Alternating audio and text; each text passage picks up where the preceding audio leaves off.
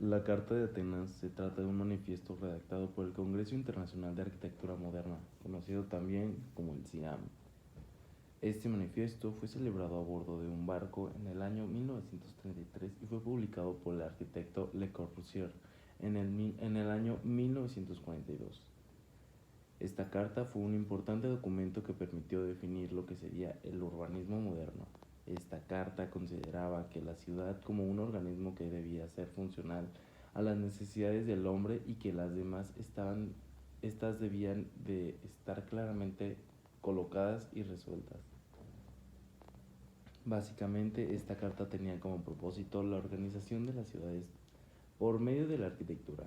En este documento podemos ver que se propone la creación de una ciudad ordenada conformada por un modelo urbanístico progresista. También podemos ver los trazos de lineamiento para las nuevas ciudades donde se reestructuraba la organización y la ubicación de edificios y viviendas.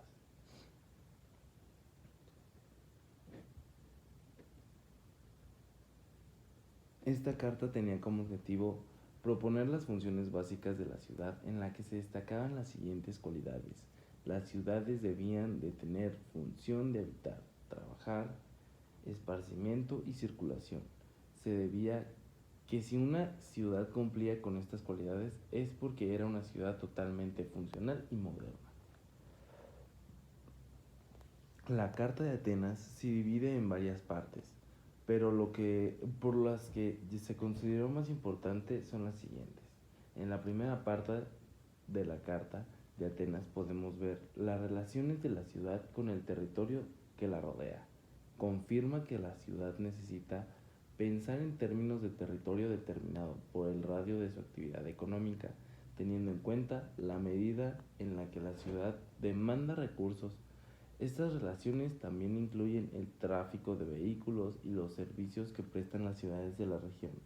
En la segunda parte se critican aspectos urbanísticos existentes y se hacen algunas sugerencias. También incluye las siguientes características para ordenar ciudades. La función residencial. Ocupa el mejor lugar en términos de aire, saneamiento, insolación, paisaje, etc. Como edificios de una gran altura, construcción de tecnología moderna y áreas verdes ubicadas lo más lejos posible de las calles. Eso es tráfico pesado. Las funciones laborales se dividen en dos formas principales. Uno es el llamado artesano urbano, sastre, panadero, etc., que se puede encontrar en el lugar específicamente asignado al lado de la casa. Otro esquema involucra distritos industriales y distritos administrativos. Debe estar ubicado en un lugar separado de las áreas residenciales por un área verde y separado de las áreas administrativas e industriales por otra área verde. Las características recreativas se consideran desde dos aspectos. El primero es sobre el tiempo libre de cada semana. Para ello, se deben desarrollar sectores con atributos naturales como playas, largos de montañas, contactarlos con áreas residenciales por medio de carreteras. Otros aspectos son los cambios deportivos, clubes, pabellones, etc., para el ocio diario. Una función circular debe cambiar todas las partes según dos principios: ahorro de tiempo y separación rápida.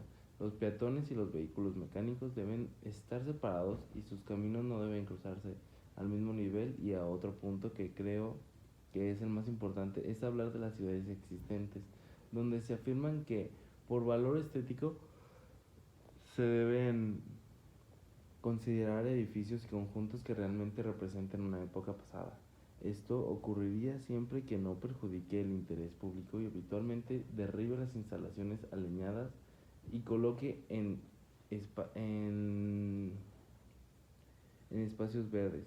Para terminar con la Carta de Atenas, puedo decir que nos ayudó mucho a formar lo que son las ciudades hoy en día, ya que podemos ver que las grandes ciudades tienen un orden basado en este documento y que hasta la fecha ha sido de gran ayuda a todos los usuarios. Ahora sí, comenzaremos con otro documento sumamente importante y un tanto polémico en desarrollo de las grandes ciudades. Este documento se llama la Carta llamado la Carta de Nuevo Urbanismo. Establece que las comunidades deben diseñarse para el peatón y el tránsito, así como para el automóvil.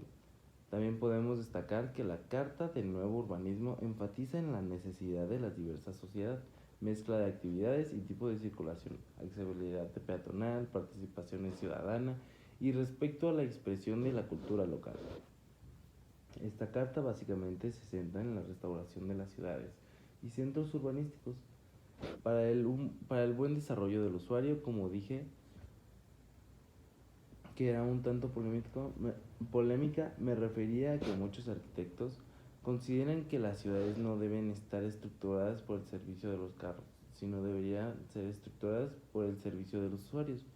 Deben de resaltar el problema principal de las propuestas del nuevo urbanismo es su viabilidad económica tanto para los gobiernos locales y las agencias privadas que planifican, construyen y gestionan proyectos de este tipo como los usuarios potenciales que acceden a las unidades residenciales, incluso si se implementan en fases. Estos proyectos serían muy costosos y harían que porciones de la población no pudiera comprobar o alquilar una vivienda. En este sentido, la solución física implementadas hasta ahora no por Naciones Unidas o no parecen ser alternativas fácilmente replicables al crecimiento suburbano, pero la moderada densidad de estos asentamientos favorecen el ahorro en infraestructura y servicios.